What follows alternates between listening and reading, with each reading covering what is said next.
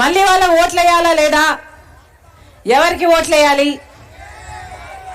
ఒక్కసారి ఆలోచన చేయాల్సిన సమయం వచ్చింది. అమ్మా, ఓటు అనేది మీ చేతుల్లో ఉన్న ఆయుధం. ఓటు అనేది మీ జీవితాలను మార్చే ఆయుధం. 5 సంవత్సరాలకు ఒక్కసారి మాత్రమే ఈ ఆయుధం మీ చేతుల్లోకి వస్తుంది. పోయినసారి ఓట్లేశారు, ఎంపీని గెలిపించారు. ఒక్కసారైనా మీ హక్కుల కోసం, ప్రజల హక్కుల కోసం, విశాఖపట్నం మేలు కోసం ఒక్కసారైనా ఈ ఎంపీ పోరాడారా లేదా? గెలిచిన ఎంపీ ఒక్కసారి, మీరు గెలిపించిన ఎంపీ ఒక్కసారి ఆలోచన చేయండి. ఎప్పుడు లేని విధంగా విశాఖ స్టీల్ నే అమ్మేస్తాము అని బెదిరిస్తున్నారు. అసలు విశాఖ స్టీలు విశాఖపట్నంకే కాదు, ఆంధ్ర రాష్ట్రాన్ని ఆత్మ గౌరవానికి సంబంధించిన విషయం. అలాంటిది బేషరతుగా, నిస్సంచో, అసలు మొహమాటం లేకుండా, సంకోచించకుండా ఈరోజు అంత పెద్ద విశాఖ స్టీల్ ప్రాజెక్టుని అమ్మేయాలని చూస్తున్నారు.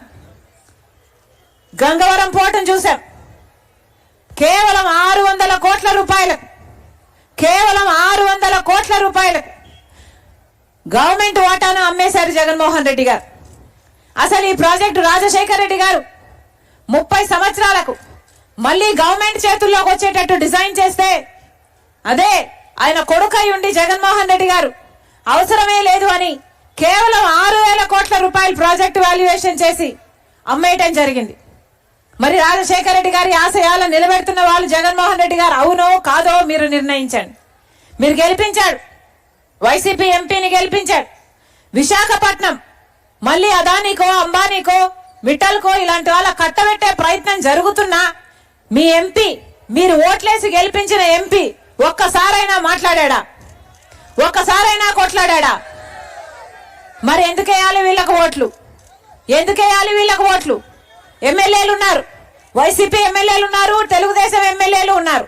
ఇద్దరిలో ఏ ఒక్కరైనా, 2 పార్టీలలో ఏ ఒక్క పార్టీ ఎమ్మెల్యేలైనా మీకోసం కొట్లాడారా? విశాఖ స్టీల్ ని ఎలా అమ్మేస్తారు అని బీజేపీతో ఎదురొట్టి నిలబడ్డారా? ఒక్కరంటే ఒకరు ఛాతి చూపించి నిలబడలేదు. ఈరోజు కొట్లాడుతున్న వాళ్ళు ఎవరు? విశాఖపట్నం స్టీల్ కోసం కాంగ్రెస్ పార్టీ, కమ్యూనిస్టులు. మేము కొట్లాడుతున్నాం తప్పితే మీరు ఓట్లేసి గెలిపించిన వాళ్ళు ఏ రోజైనా అమ్మటానికి వీల్లేదు అని గట్టిగా కూర్చున్న పాపాన పోయారా ఈ 5 సంవత్సరాలలో? ఇలాగే వదిలేస్తే విశాఖపట్నం నష్టాలలో కూరుకుపోతుంది. నష్టాలలో కూరుకుపోతే మంచిది, అప్పుడు అమ్మడానికి సులువు అన్న రీతిలో వీళ్ళు వ్యవహరిస్తున్నారే. కనీసం విశాఖపట్నంకి ఈ రోజు వరకు క్యాప్టివ్ ఓర్ లేదు, క్యాప్టివ్ మైనోర్ లేదు. అదే రాజశేఖర రెడ్డి గారు ముఖ్యమంత్రిగా ఉన్నప్పుడు ఉమ్మడి అనంతపూర్ జిల్లాలో నుంచి క్యాప్టివ్ మైనోర్ ఉండాలి ఈ ప్రాజెక్టుకి అని కృషి చేసిన నాయకుడు రాజశేఖర రెడ్డి గారు కాదా? ఆ రోజుల్లోనే ట్రైపార్టీ అగ్రిమెంట్ కూడా చేపించాడు ఐనోర్ కోసం రాజశేఖర రెడ్డి గారు. కానీ ఆయన వెళ్లిపోవడంతో ఆలోచన కూడా వెళ్లిపోయింది. ఆ తర్వాత వచ్చిన ముఖ్యమంత్రుల్లో ఏ ఒక్కరైనా దీన్ని కాపాడుకోవాలి అన్న భావన లేకుండా ఉన్నారు అంటే ఎంత దురదృష్టకరం. ఈరోజు కనీసం జగన్మోహన్ రెడ్డి గారు ముఖ్యమంత్రి అయ్యుండి, రాజశేఖర రెడ్డి గారి కొడుకయ్యుండి ఇన్ని వేల కుటుంబాలు దీని మీద ఆధారపడి ఉన్నాయని తెలిసి, మన రాష్ట్ర ఆత్మ గౌరవం ఇది అని తెలిసి కూడా ఈ రోజు వరకు కూడా మొన్న అసలు 3 సంవత్సరాలు వీళ్ళు కలవడానికి అపాయింట్మెంటే ఇవ్వలేదట. ఎలక్షన్ల కోసం అని ఇక్కడికి వస్తే వీళ్ళ టీం కమిటీ వెళ్లి జగన్మోహన్ రెడ్డి గారిని కలిసిందట. కలిస్తే అవునా విశాఖ స్టీల్ నష్టాల్లో ఉందా అన్నాడట. ఇక ఏం చెప్పాలి ముఖ్యమంత్రి గురించి? విశాఖ స్టీల్ నష్టాలలో ఉందా అని కూడా ప్రశ్నిస్తున్నారు అంటే ఆఖరికి మీ ఆస్తులు అమ్ముకొని అప్పులు తీర్చుకోండి అన్నారట. ముఖ్యమంత్రిగా మరి ఈయన ఎందుకున్నట్టు? ఈయనకు ఓట్లేసి గెలిపించింది ఎందుకు? ప్రాజెక్టును కాపాడాల్సిన బాధ్యత లేదా? గంగవరం పోర్టు, విశాఖ స్టీలు అసలు గవర్నమెంట్ చేతుల్లో ఉండుంటే విశాఖ స్టీలు కి ఎంతో మేలు జరిగేది. అలాంటిది గంగవరం పోర్టుని అమ్మేశారు.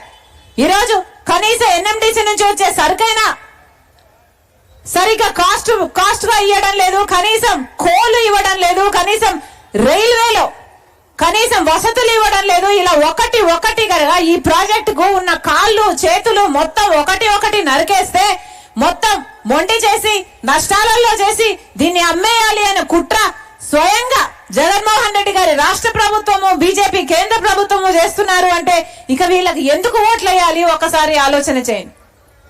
ఒక్క విశాఖ స్టీలే కాదు, ప్రజల గురించి అయినా ఆలోచన చేస్తున్నారా? బిడ్డలకు ఉద్యోగాలు వస్తున్నాయా? ఏం చెప్పాడు జగన్మోహన్ రెడ్డి గారు? ప్రతి సంక్రాంతి వచ్చినప్పుడల్లా జాబ్ క్యాలెండర్ వస్తుంది అన్నారే, వచ్చిందా? జగన్మోహన్ రెడ్డి గారు ముఖ్యమంత్రి అయి 5 సంవత్సరాలు అయితే 5 సంక్రాంతులు వచ్చాయి పోయాయి. ఎన్ని జాబ్ క్యాలెండర్ వచ్చాయమ్మా? ఏమా ఇంతమంది బిడ్డలు ఉన్నారు ఇక్కడ, ఎన్ని వచ్చాయి? ఒకటైనా వచ్చిందా? గుండు సున్నా, ఏమీ రాలేదు. మరి బిడ్డలకు ఉద్యోగాలు రావు. ఇంకో పక్క స్పెషల్ స్టేటస్ కోసం ఎవడూ కొట్లాడు.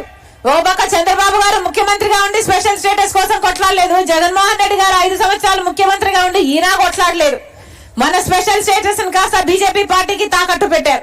ఇక స్పెషల్ స్టేటస్ లేదు కాబట్టి, రాలేదు కాబట్టి 10 సంవత్సరాలుగా కనీసం పట్టుమని 10 కొత్త పరిశ్రమలు కూడా రాలేదు మనకు.